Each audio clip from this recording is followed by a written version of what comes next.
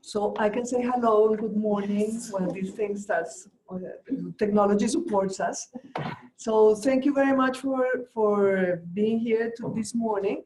I just wanted to share you what we have done in Latin America to invite the academic community as actors of change to support a new economy where success is measured in terms of well-being of people and planet.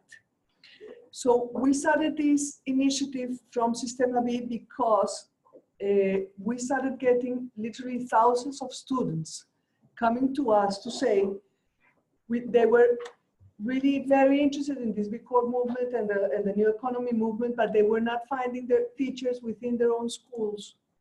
So we started going to schools, giving lectures and whatever, but this one-to-one type of initiative it was not advancing at a fast pace. So instead of us trying to become professors, which makes absolutely no sense, we thought, let's invite professors and teachers to come into the movement and be part of the movement so they can actually be the ones to transmit the learnings through their teachings. So we created Academia B, motivated for that reason.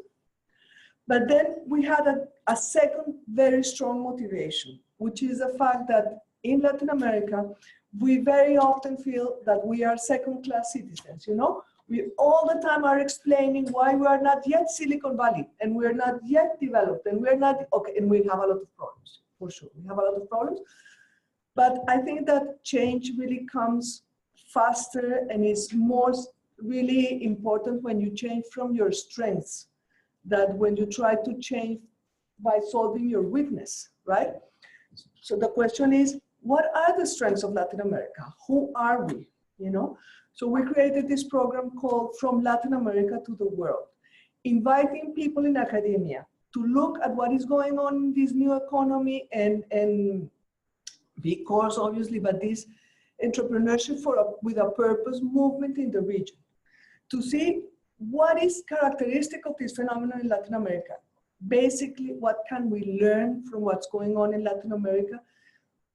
Not only to feel that we are the best or whatever, but what can we learn that is of service for the world? You know, how can we make happen that we have a global perspective? Because what we are doing in this movement is really changing the economy, and that needs to, it is a systemic and complicated, complex change as well, but it needs to be global. So what is it that Latin America is going to give as a gift for the world?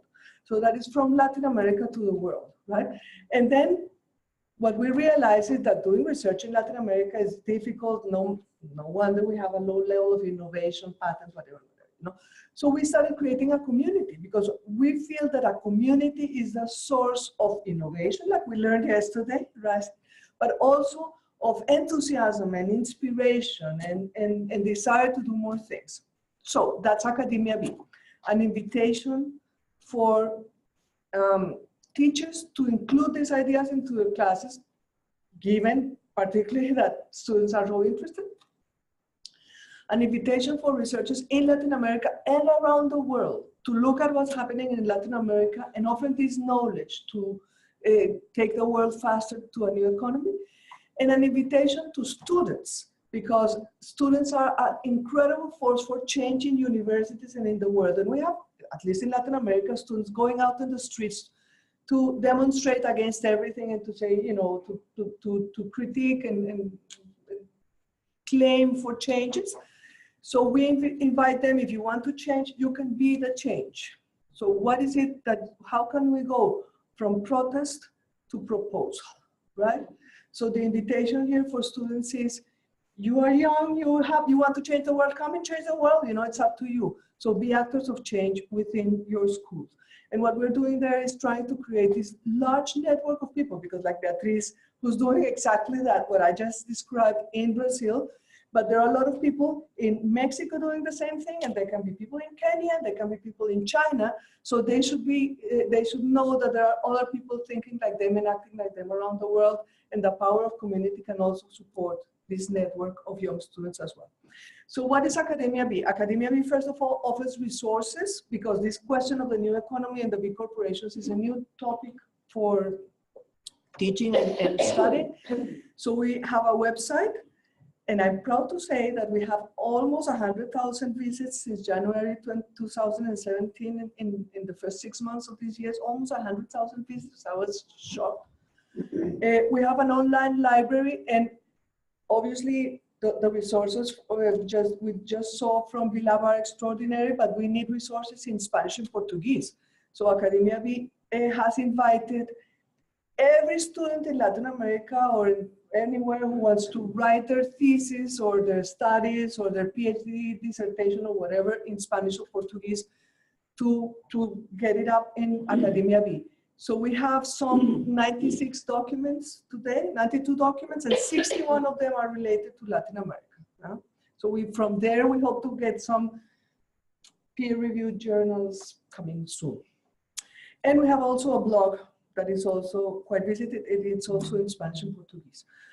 So we promote student-led networks and academic networks, and this is just a description of the things that have happened, because I think that I strongly believe that networking among interested people is the most significant source of change. So instead of trying to control a process, this is an invitation for everyone who's interested to join in and create. The other thing that we have done is issue calls for research and for other things, thanks to IDRC support. And the first one we did was a call for innovative curricula for law and business schools. We got 22 proposals. It was a very interesting call because we said that we were going to give special recognition to teams that were made up by teachers, obviously, students, and B Corp entrepreneurs. And we also gave more recognition to multidisciplinary mixtures, especially they came from different countries. So we have people from Mexico working with people in Colombia, working with people in Chile, working with people in Brazil, students, teachers, entrepreneurs, and they are all creating new curricula for law schools and for business schools. Those curricula are going to be in Spanish and English, and in Portuguese, I'm sorry, and they are open source and free for all, because I think that the idea is that a teacher teaching in Spanish and Portuguese, no matter where in the world, should have the same access that everyone has to this great type of knowledge. We also issued a call for case studies about Latin American B Corps, and we already have 8 ongoing cases. One of the authors is sitting here with us. We also issued calls for research on the topic of what is it that we can learn from B Corps in Latin America and their impact on climate change. We have one of the leaders of the research here, Oana, is here with us. I'm going to summarize the research, Oana, and I hope I say the right things. We have 3 teams working in Chile, Colombia, and Peru. Oana from Canada, Pablo Munoz from UK, and Garima Sharma, who we heard yesterday in the US as well. They are all working together to look at what is it that we can learn from B Corps in Latin America and in terms of climate change. And they have come up with something that is fascinating. They are looking at a type of companies called life regenerating companies. Companies that have as a purpose of their business to regenerate degraded ecosystems and the communities that work there. So these companies are building resilience in people, soil, and water as a purpose of business. So we can overcome this horrible idea that business can only do what is the core of business and everything else is externality, which is, I think, a terrible concept and should be erased, because business can do a lot more than that, than just produce profits, right? So these companies are demonstrating how you can do that and be extremely successful financially while doing it. There's a little bit of information about the research. I don't know what happened, but my presentation disappeared. Can you help me here? We issued 2 more calls on research on what can we learn about women, from women leading big corporations in Latin America.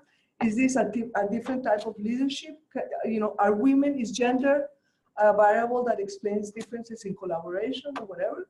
What can we learn? And what can we learn from big corporations in Latin America acting towards inclusion of women and youth? Those research calls are ongoing, and we are still receiving proposals until the next month. Probably for next year, we want to invite researchers to think about and to make proposals and to think about doing research.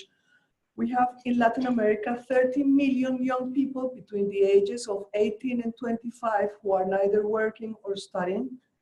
So what can we learn from big corporations that are promoting motivation in the younger crowd? And the other topic that is probably going to come up next year is how can we include longevity in this equation? Our lifespan is extended up to 95, 100 years. And when you reach 60 years of age, it seems that you become invisible, right? So how can we make this extension of life a positive and enthusiastic opportunity for people who can reinvent themselves through entrepreneurship with a purpose? That's going to be those are going to be our next topics for the next year. So thank you very much, and I hope you join in this movement.